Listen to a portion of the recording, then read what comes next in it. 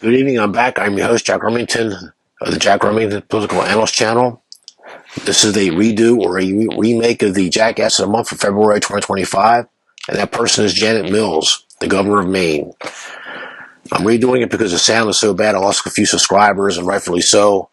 They'll forgive bad imagery, bad content, but they won't forgive bad sound. The videos and movies become unwatchable if it's got bad sound. So I'm redoing this. So let me play the clip between the duly elected president, Donald John Trump, the greatest president in American history. So let's just take a listen here what happened at that meeting.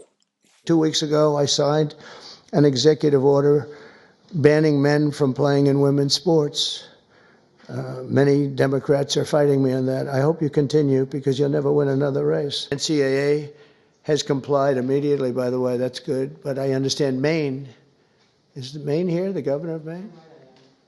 Well, are you not going to comply with it? I'm complying with state and federal laws. We are the federal law. Well, you better do it. You better do it because you're not going to get any federal funding at all if you don't. And by the way, your population, even though it's somewhat liberal, although I did very well there, your population doesn't want men playing in women's sports. So you better comply because otherwise you're not getting any federal funding. See you in court. Every state, good. I'll see you in court. I look forward to that. That should be a real easy one. And enjoy your life after governor because I don't think you'll be in elected politics. Every state has a responsibility to comply with Title IX. They have an obligation, a legal obligation, and we'll be enforcing aggressively, and we're going to be protecting our citizens. We're going to protect.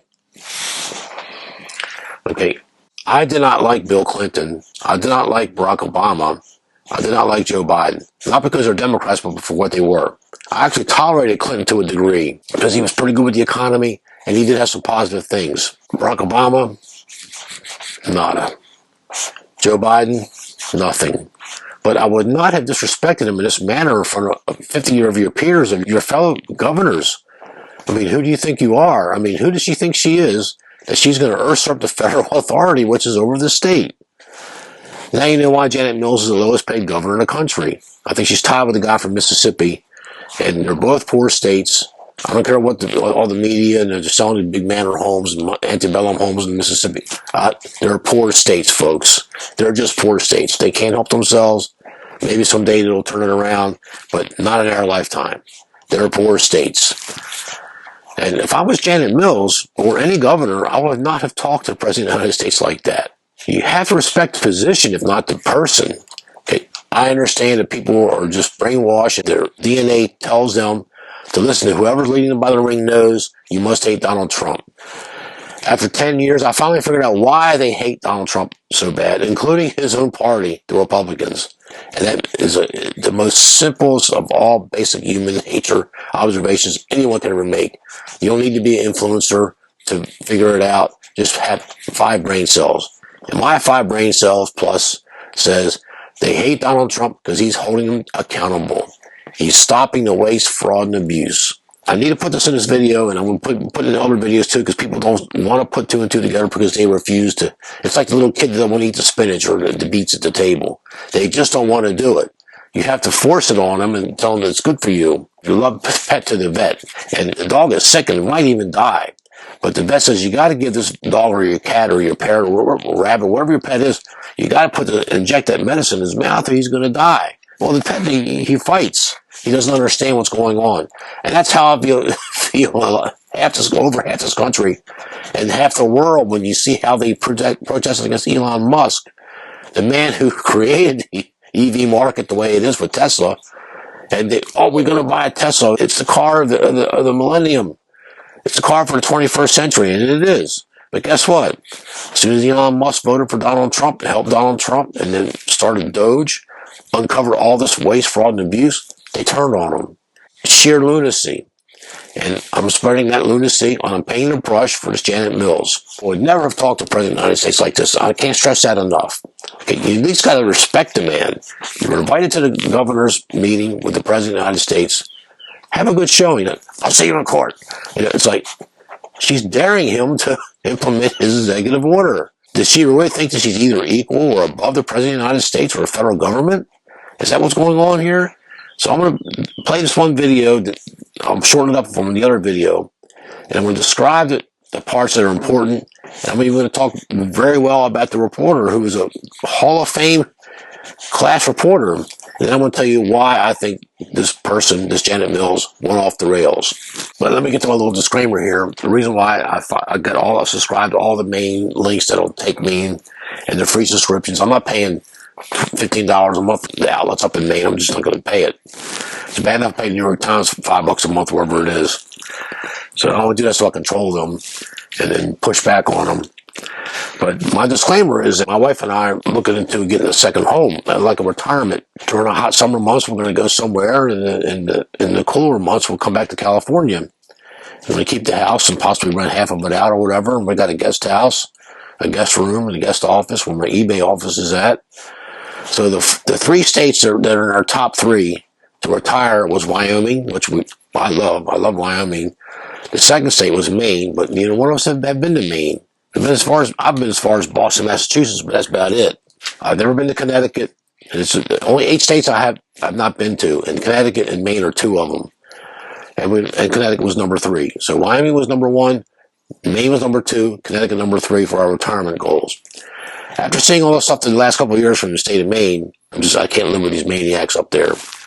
So let's get to the article. And the article is from the Maine Monitor. The article starts out with a question: if the life of Janet Mills becomes a movie, who would portray this determined Maine attorney? So she was caught off guard, and I'll let you read some of this for yourself. But more importantly, she is the granddaughter, daughter, and sister of lawyers, legislators, and town officials. Okay. She had done very well. And it says Janet Mills flourished. Quote, she has an overly established sense of what is right or fair, says Susan Farnworth, a classmate of Mills at the University of Maine Law School in the mid-1970s. I became aware that she was from a family of lawyers. She was always conversant in the law. She was steeped in it. End of quote.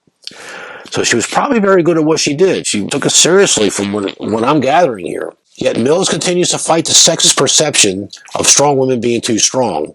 Mills is a woman from a generation of males that wrestled with the very idea of females as prosecuting attorneys, which is probably true. I'll let you read some of this part here. I'm going to skip it because it'll keep the video shorter. Here's the important paragraph. Mills has been called a rebel more than once, particularly after moving away from her Republican family's philosophies.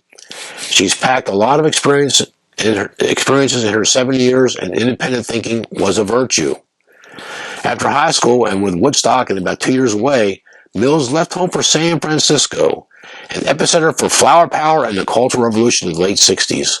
She returned to New England to enroll at the University of Massachusetts Boston in 1969.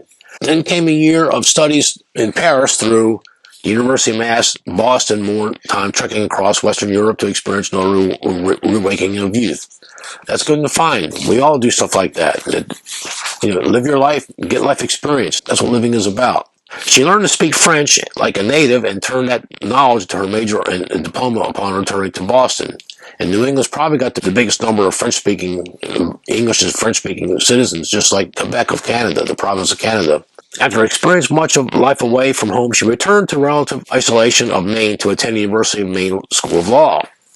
Quote, I had no plan to be a lawyer. I had no plan to be involved in public service. Women's issues piqued my interest. See, this is the catch here. Mills put a John Lennon lyric from Beautiful Boy off the top of her head. Quote, life is what happens to you while you're busy making other plans. End of quote. That's a great song, by the way, and I'm a big John Lennon Beatles fan. Everybody knows that. In 1985, she married Stanley Kuklinski, a widower with 5 daughters. I'm going to repeat. Did you hear what I'm saying here? A widower with 5 daughters who was her tennis instructor. So this Mr. Kuklinski, probably a great man. He was her tennis instructor. Mills, who had not been married before, suddenly had an instant family. The youngest of her new husband's daughters was 4, and the oldest was 16. I never had to repeat that. The youngest was 4, the oldest was 16. So this Janet Mills had a very important role as a stepmother for these 5 girls. They lived in Wilton for 12 years, later moved to a farm in Strong and then to Farmington, where Mills lives today. Mr. Kuklinski was a real estate developer, and he was appointed to the Maine Athletic Commission by then-Governor Joseph Brennan, coinciding with the rising career of Lewis and boxer Joey Comanche, who won the first of his 2 world titles in 1991, and I remember that because I follow boxing. Mills attended Gramacci's fights. She learned about the sport, the rules of staging professional fight cards, and matchmaking. Mills came to understand the roles and sometimes the posturing of fighters, trainers, and promoters. Years later, Governor John Baldacci named Kuklinski to the Maine Harness Racing Commission, opening yet another door in Janet Mills' life. She and her husband raised standardbreds later in the 1990s. As in many Maine towns that host agricultural fairs, harness racing had an impact on the community, both economically and as entertainment. Quote, I mucked the stalls. I fed grain to the horses, says Mills, who enjoyed the physical work. When Stan died, with all the other things I was involved with, I had to sell the horses, end of quote. Kuklinski died in 2014 at the age of 74 after a year of suffering a stroke. So he's probably 12 or 13 years older than Janet Mills from reading this article, which is fine. Farnsworth was asked if the Mills she first met and knows now as a competitive person. Quote, I don't think of Janet as competing against another person, says Farnsworth from her law office in Hollowell. Like Mills, she has served in the Maine legislature. Janet competes for a cause or against an injustice, end of quote. Still sounding pretty good, right? Mills, for the only time during an hour-long conversation at the Democratic Party offices in Westbrook, she bristled when asked about the lack of civility in state government. She reacted personally, believing she was being identified as part of the problem. No, Mills was told, it was a general statement. She pointed to a thumbnail-sized blue button pinned to the lapel of her suit. Initially, it had gone unnoticed. Civility, it read. I'm going to repeat this one, too. Okay? This Janet Mills she was attacking other people, including her own fellow so-called Democrats, okay, for lack of civility. So that tells you how old this article is. The question from the reporter, has the lack of civility become an issue in Maine government? Mills' answer, civility is a character trait, and I think I've demonstrated that. Open door, open mind, open heart. I got to repeat that because I love this one so much. Mills' her answer was, civility is a character trait, and I think I've demonstrated that. Open door, open mind, open heart. Question, how would you describe your relationship as Maine's Attorney General with Governor Paul LePage, the previous governor who served 2 terms in Maine? Mills' answer, it's not about me and Governor LePage. It's about standing up for the rule of law and the separation of power. You can't make this up. That's why she won Jackass of the Month. Question, you've talked about visiting your grandfather in Ashland or Aroostook County, is the further big northernmost county in Maine. Very rural, very wooded, with lots of wildlife. What do you remember? Mills' answer, when my grandfather's crop went bad, he ran a store and worked as a town clerk. One summer, I helped issue fishing licenses, marriage licenses, dog licenses. I just hope I didn't get them mixed up. So she's used to working. She's already demonstrated several times in this article that she has the ability to work and work hard. Question, having attended college in Boston, working in Boston, any Red Sox memories? Mills' answer, I got tickets from a friend at the Boston Herald who took my father to Carl Yastrzemski's last game on October 2nd, 1983. And I'm an Orioles fan. I would love to go in there myself because I had a lot of respect for Yaz. A great ball player. So that's the end of the question and answer. And I want to talk about the Meet the Reporter section here. This guy's a Hall of Fame reporter, Steve Soloway. Steve once fantasized about becoming the next second baseman for the New York Mets. He turned back pitches from his Lutheran pastor and the Russian Orthodox Archbishop of North America to enter seminaries. A repentant sinner and student of human behavior, Soloway discovered the joy of factual storytelling through reporting.